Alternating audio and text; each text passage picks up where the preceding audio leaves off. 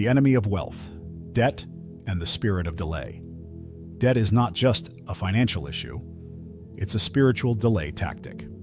Proverbs 22:7 tells us that the borrower is slave to the lender, and slavery always restricts movement. When you're buried in debt, you can't give freely, you can't invest boldly, and you can't follow God's nudges quickly. Debt steals speed, and speed matters when you're called for kingdom impact.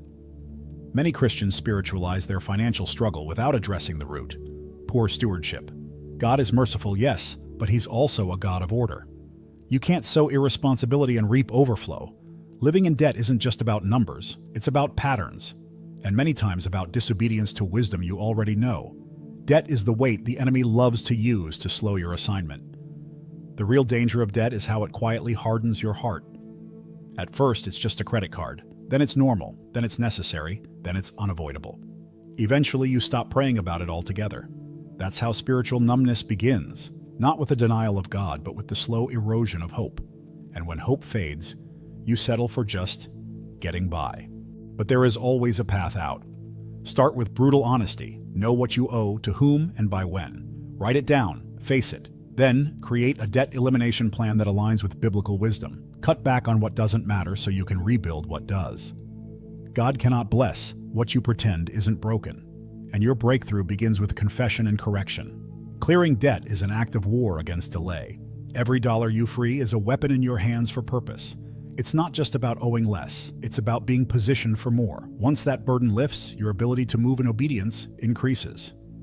And that's when you're ready for the next layer of biblical financial strategy. God's proven system, the 3 pillars to multiply and protect your money. God is not the author of confusion, especially not with your money.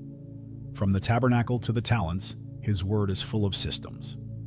That's why every kingdom entrepreneur should build on what I call the 3 biblical pillars: cut, create, and consign. Cut what steals. Create what multiplies. Consign what belongs to God. These aren't just financial principles, they're spiritual disciplines. First, cut what drains you. Eliminate unnecessary expenses, but don't fall into shame-based frugality. The goal isn't restriction, it's realignment. Like pruning a tree, some things must be cut so others can bear fruit. Hebrews 12:1 tells us to lay aside every weight, and that includes toxic subscriptions, impulse spending, and budget leaks that keep you from the life God called you to build. Second, create.